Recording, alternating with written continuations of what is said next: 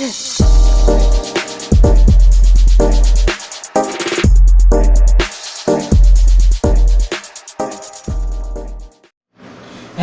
what's up everybody? This is your boy Kenny, and this is my review for Triangle Season 4 Episode 0, and this is the prologue episode, and the name of it is called Presage, or Presage.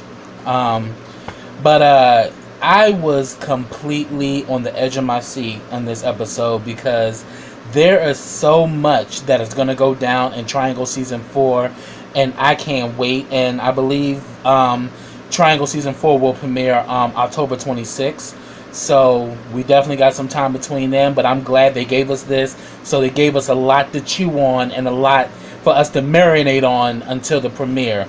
So just from this alone, there's a lot going on. And excuse me, I'm going to try my best not to make this a long review. So if I miss anything, put it down in the comments. But I'm going to try my best to cover everything. So we definitely see in this episode that Jabril and Brandon are now in a good place now that Jabril has now taken back the last name Anderson and has given up the Davenport name. Him and Brandon, divorced and remarried, and Brandon's now in a good place, and Brandon now is, and I think this is pretty much what's been going on with Brandon. Brandon's been trying to find his way and trying to find his calling and his passion. And he wants to go to the school of ministry because he's thinking about becoming a minister.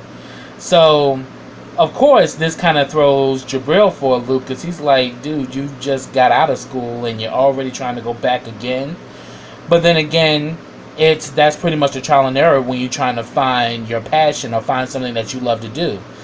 And we see that Brandon is really trying to really further his spirituality as well as his belief in the Lord. So more power to Brandon. I mean, this is and then definitely after what Brandon's been through, he definitely has a story to tell. So ministry may be the role for him. So I thought that's pretty interesting, but to see how that's going to play out, we shall see. So we definitely see that going on. We also see, as far as Jabril has a meeting with Corinne, his birth mother. Corinne is on some bullshit, but shout out to Dorothy Myers. She's such a great actress, and it was great to see her again. But Corinne is back, and Corinne pretty much drops things on Jabril's lap and is like, I need you to take care of your brother because I've been taking care of him all this time, and it's time for me to have a life and for me to do what I need to do. So, yeah, I'm going to need you to work things out where he can be up here with you and you can keep an eye on him. And, I'm going to need the money to make all that possible. And I'm like, just like niggas asked you for a favor and then want you to pay the bill. Like, Corinne was on some straight nigga shit. But, Jabril agrees to do it. But then he always looks at Corinne sideways because Corinne, you definitely know, is about the money. I mean, after all, she gave up Jabril to Tessa and Baron because she got a payoff.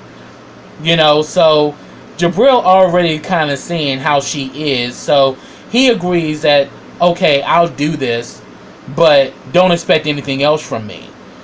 So while he's upstairs about to write the check, this stinking bitch goes into his books and gets his banking information and literally wipes out his entire account. Now, remember, he left the Davenport, so he no longer is working for the company, so he doesn't have access to that big fortune. He only had the only money he had was in his savings, and he probably had a few million in his savings. And Corinne took all of it. And he knew it was her because the damn money was the damn money was actually it was taken out at a casino. So he's like, see, this old money hungry ass bitch done robbed her own son. And it just goes to show that Corinne had it out from the beginning. But we've all known this, who's been following her character. And that was the reason why she sent Jarrell to live with Jabril, because she wanted to use Jarrell as a way of getting back into the Davenport realm so she can pull a stunt. And she finally did it. It just took her a while to do that shit, but she finally got her stunt. And I'm like, this shit is crazy. Then we see, as far as Brandon is dealing with August, because August hasn't started school yet, and he's right now, August, I think at this point in his life, he's trying to figure out what he wants to do and who he is as a person, because we just know that he recently came out to Brandon as well as to his sister, Brittany, but their father doesn't know yet. But we see that August right now is just kind of in limbo, and Brandon is just getting tired of it, because he's like, look, you need to get out here and get you a job. You need to do something with your life. You just sitting around here not doing nothing all day. You need to make something happen. And we've seen in this episode, August has been getting really, really friendly using Jacked, because we see later on so pretty much he's kind of like in his feelings about Brandon, because Brandon is giving him that tough brotherly love, and it's kind of funny because it was exactly the same thing when Jarrell was living with Jabril. Here it is, Jabril was giving that tough love to Jarrell, and we're kind of seeing Brandon doing the same thing with August. But just like how it was before, like Jarrell got very close to Brandon because Brandon would listen to him, and the same thing with August. August is close to Jabril because Jabril can level with him. So we see that August has a conversation with Jabril, and they go back and forth, and Jabril is kind of like, okay, he's talking about coming out of his sexuality, him trying to find himself, and he was saying that, look, do not force yourself, just take things gradually, don't be so quick to just throw yourself into anything, know what you want before you go after it. We see that the next thing we know, we see August is hanging out with Ty. Now let me get on Ty's ass, because Ty just got community dick. That's all I'm gonna say about the shit. I fucks with Ty, but Ty got some community dick, because we seen in the last the conclusion of Triangle Secret Storm, him and Logan decided to be together as a couple. But Logan right now is on a book tour, because he just did his first book, and now he's on tour. So while he's on tour, Ty is pretty much touring all of the asses in Easton, because first thing we see, he's hanging out and getting it in with Derek's ass, and I'm like, wow. And that's definitely gonna have some stories in and of itself, because later on we find out that Ty has another connection, which definitely shocked the fuck out of me. But once I think about it, it makes perfect sense. But we see that him and Derek just got this little fuck thing going on. There's no strings attached. We just do what we do. It is what it is. But we see later on in the episode, we see that Ty's performing at the DeLuca Club or whatever, I think. And Brandon is, and I'm sorry, not Brandon. Derek is there, and he's really fascinated by it. And we definitely know Brandon has a love for the arts and has a love for music, because that was one of the things that him and Jabril connected on when they were messing around. So he pretty much says that he's going to try to pull some strings to get him a position there to perform. But then we can kind of see that damn Derek got the light in his eye, so he's feeling Ty probably more than he wants to admit. So we're seeing that that's definitely going to be a triangle in and of itself, but I think it's going to be a quadrangle when we get done with this, because we see that August, when he was talking to Jabril, he mentioned that this is the latest guy that he's been talking to, but he knows that if he goes with this guy, he's gonna have to go all through with it, and he can't backpedal with him. So we come to find out that guy was Ty. And we see that Ty literally tries to bend August over to take his man cookies, to take his virgin bujayjay, and it just wasn't working. I mean, after all, we know that Ty is a monster, baby. Ty's working with a lot of equipment, and you definitely need to be prepared, and you definitely need to do your exercises, and you need to cross your eyes. You need to dot your I's and cross your T's when you're dealing with a monster baby. You definitely need to do your homework, and you definitely need to make sure that you have been doing your stretching. Y'all know what I mean by that shit. Anyway, well, we see that August was not prepared for that big meet because August couldn't take it. August is like, oh, you're hurting me. Use some more lube. I'm like, boo-boo, you're too tense. You need to relax all your muscles. But anyway, but then we see that, Ty does like August, though, as a person. And we see that they do got some chemistry there. But all of a sudden, after the fact, we see that damn August tried to cuddle with Ty. Ty was like, yo, what the fuck you doing, bruh? I ain't with all that. And he was like, what? You would have sex with me, but you wouldn't want to cuddle with me? Sweetie, you are so green.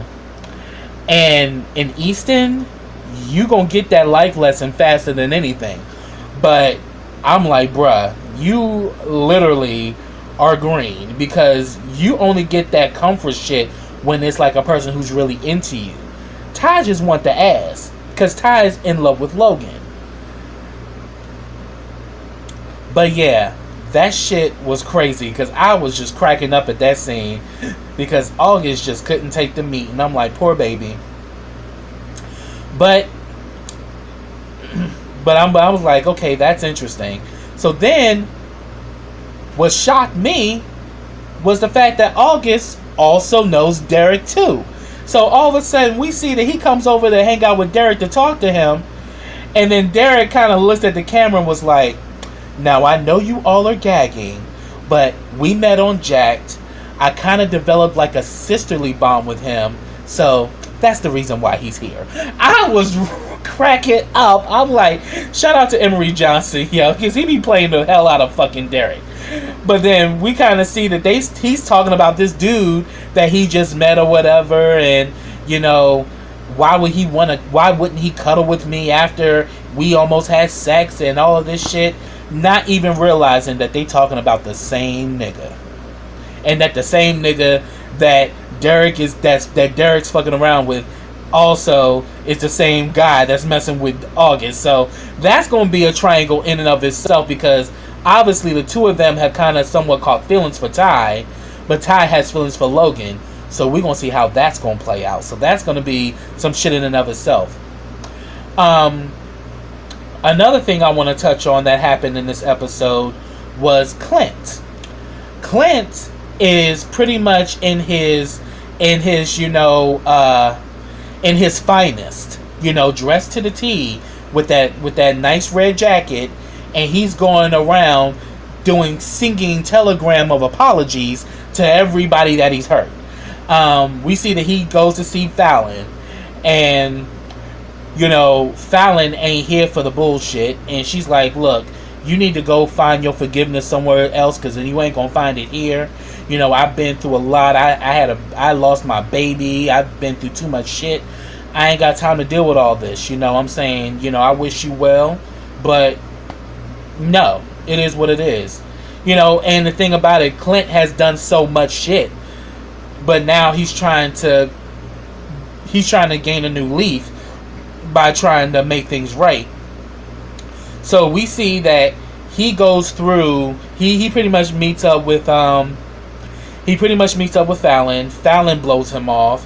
He meets up with Derek, and Derek really blew his ass off, but he said that, I don't blame you for shooting me, because if you didn't shoot me, I probably would have raped you that day. But it is what it is. But Derek was like, you know what? Fuck you and your apologies. You not realize how you tried to ruin my life. and you did the same thing to Rob and all of this shit. But then he kind of reminds him, but you let Rob go down for something you did, and you never jumped up and said anything. I'm like, So, even though Clint is trying to make amends, that sinister side of him is still there. And we kind of see that come out in some ways, throughout the episode. Then we see that he goes to visit Ty, which shocked the fuck out of me, because I'm like, how the fuck they know each other? We come to find out that Clint is Ty's uncle. And he's also Monica's son. And we met Monica, in Dark Horse.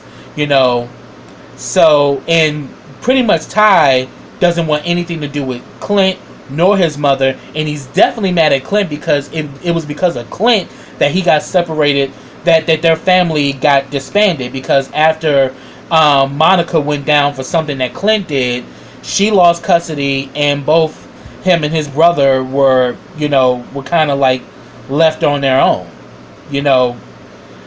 and we see that there's a lot of anger that Ty has, but we see that Clint is clocking the fact that, wow, you remind me of myself when I was your age. And I'm like, see, it's no wonder why Ty is such a hoe, and why he got community dick. He gets that shit from his uncle. But he doesn't have that sinister side to that Clint has. Or we're still getting to know Ty, so we haven't seen no sinister shit from Ty. But does Ty have that shit too? I think in time we'll find that out. But we definitely know that when it comes down to sex, he definitely got his uncle's genes, because we know how Clint was screwing every damn thing. And we see that Ty's doing that shit now. So that was interesting to show that Clint is Ty's uncle, and Ty has a brother, which I think we're gonna meet later down the line, and that's gonna be interesting. And I definitely want to see what's gonna happen when Ty finally comes face to face with his mother, because there's definitely a lot of hurt and a lot of anger, in their relationship too. So that was interesting. Another thing that jumped out for me was Ashton. Ashton, I immediately knew when he was telling, when he had a conversation with Derek and was telling Derek that his name was Ulysses. I know exactly what the fuck he's doing. He's plotting a revenge against everybody that's done him wrong, because I think after everything is coming back to him, he's right now playing a game, and he's trying to say that I'm not Ashton. I'm his twin brother Ulysses or whatever. And of course Brandon knows Ashton, so of course, Derek's like, you ain't got no damn brother named no Ulysses. You have a sister and you have a brother, and I know your parents, and there was never no talk of you having a twin. But he's like, well, just because you didn't hear about me doesn't mean that Ashton didn't have a twin. It's just probably something you didn't know about. And they go back and forth, and eventually, Derek is like, okay, I'll work with you, and we'll take this, we'll take time, and we'll take this, one day at a time or whatever. And Ulysses is like, okay, fine, well, Ashton, but he's playing Ulysses. He's like, okay, fine. So I want to work on this friendship, so I'll probably see you again in about a week or so, and we'll go from there. And I was like, oh, that damn Ashton is on some shit. So yeah, because we know that Ashton went through a lot, in season 1 as well as season 2. So we're seeing now that Ashton is trying to flip the script. Now, somebody else that Clint met up with, which actually surprised me, was he actually met up with Tammy, and he wants to try to build a relationship with Kiko. And we see that Kiko comes over to see Tammy, and we see that Tammy and Kiko have a beautiful relationship as mother and daughter. And then all of a sudden Clint came up in there and everything went south, and Tammy was like, look, I really want you to develop a relationship with your father. He's trying, and we see that he called he called her Kiko and didn't call her Keith. So we see that he is trying to make amends to actually bond with Kiko, but Kiko ain't here for it. Kiko was like, I don't want shit to do with you. First, you fucked my boyfriend, and then you had him escorting for you. And this definitely threw Tammy back. She's like, what the fuck? Really? Really, Clint? Really, Kevin? You would do this bullshit? Because we know Clint's real name is Kevin. But he changed his name to Clint Saunders. To fit into that, upper world. But, we see that, Kiko wasn't having that shit. She was like, first of all, I will come here to visit you, but I don't want shit to do with him. And it is what it is. I don't need him. I've only had you. You the only parent I have. I don't know this nigga. I don't care to know this nigga. And he can go wherever the fuck he can go. I don't give a damn. But we definitely can tell that Clint was hurt. That she just was not here for it. But we see that Tammy goes off. She's like, I can't believe you did some shit like this. I didn't know about this at all. Oh my. And she's like, you did the same thing to Jimmy. Jimmy was my best friend. And you did the same bullshit to him. And I'm like, wow. So, so it's like, Tammy's like, you have a history of doing this fucked up shit. And she's like, look, I want to help you. But dude, you really need to do some serious soul searching. And you need to realize that you've hurt a lot of people. And just because you have some moments in therapy, don't expect everybody to fucking forgive you just because you say you sorry. You're going to have to put some work in. So she says that what I suggest, you take them flowers that Kiko threw to the side, you take those and you go out there and you find your daughter and you keep trying to bond with her. So we saw that go down. Then we see that the only person that forgave Clint's ass was Ashton. And that shit got question marks because I'm thinking Ashton, I think, is pulling Clint in to fuck Clint back the way that Clint fucked him. So we're going to see how that's going to play out. But I can definitely tell Ashton is playing a game.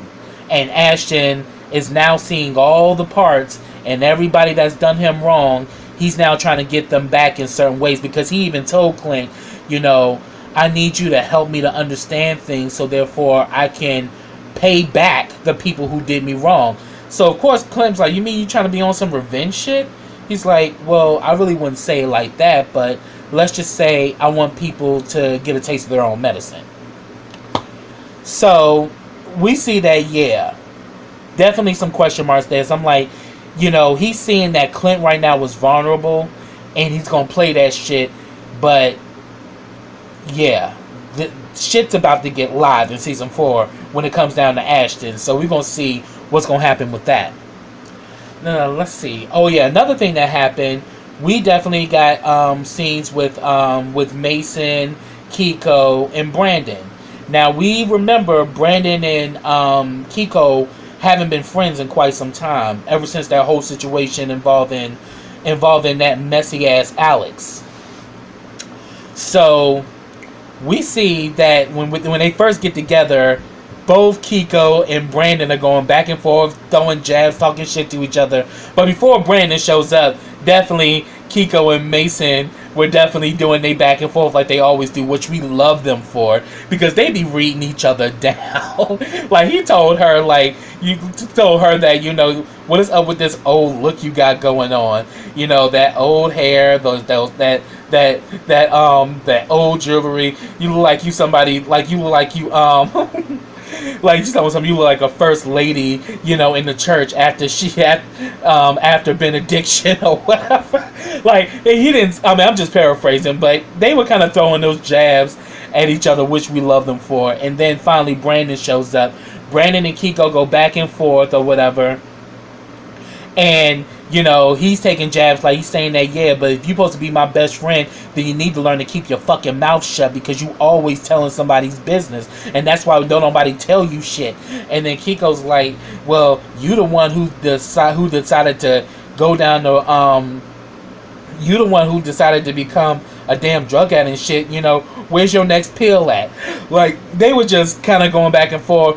But Mason pretty much got them to humor down, especially when he said that, look, you both were wrong. You both made decisions. And yeah, Kiko, you ran your mouth, but I understand why you did it, because you cared about Brandon. But Brandon, you was wrong because you was pretty much doing some bullshit, and you was mad that Kiko wasn't gonna sign for that shit, but her being a real friend, she wasn't going to.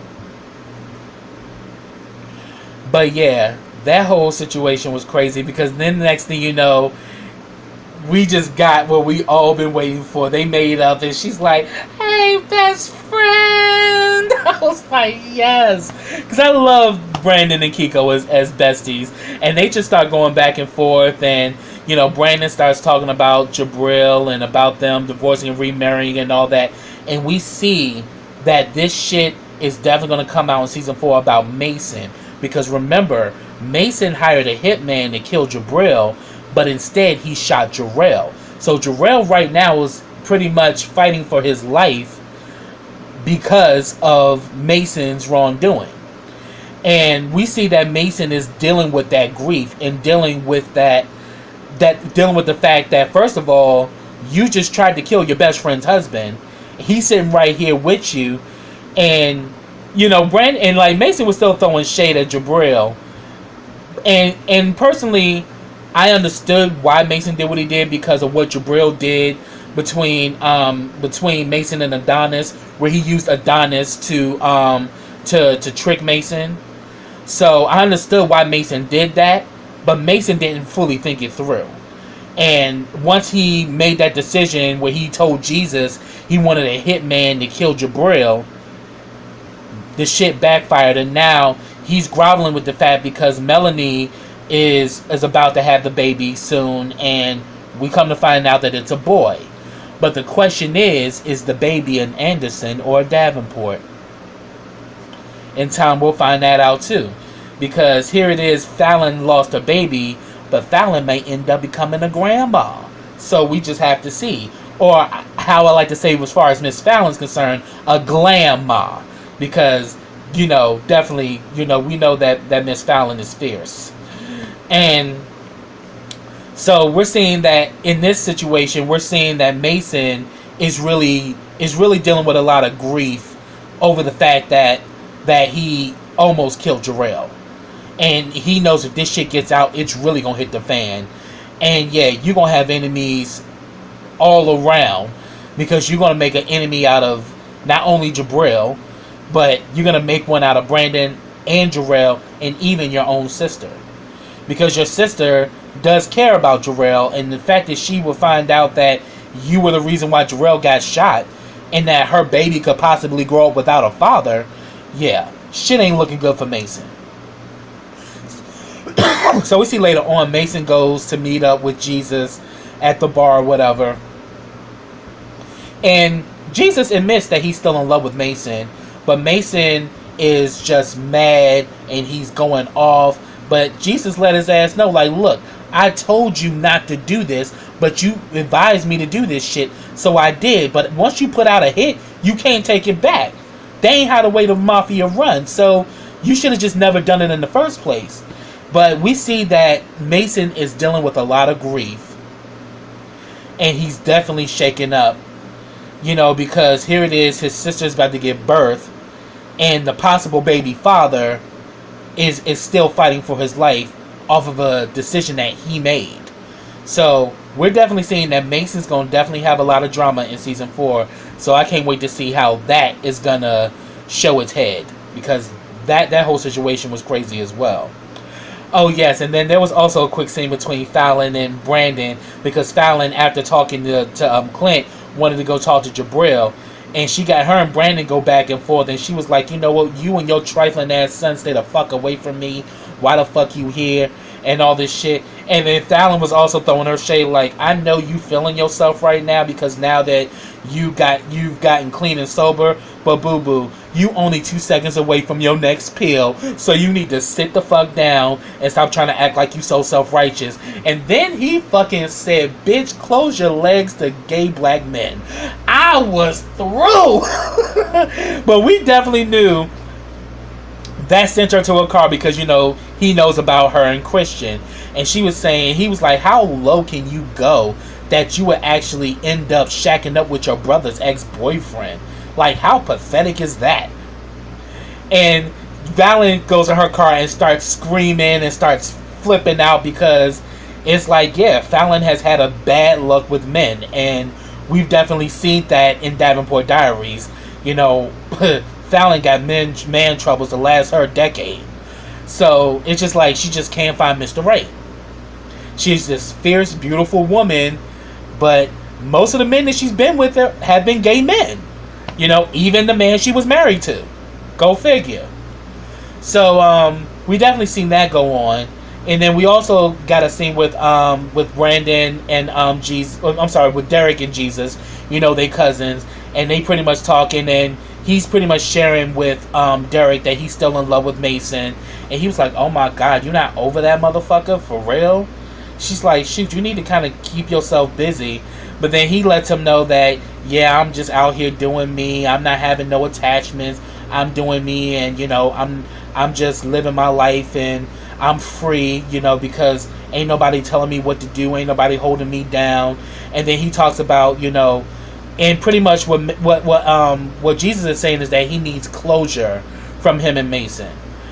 And you know, Derek was like, sometimes, you know, you just walking away could be closure, or you just getting a letter in the mail can be closure. And he's talking about Rob, and he's saying that that's when he realized that him and Rob were over when Rob sent them that note.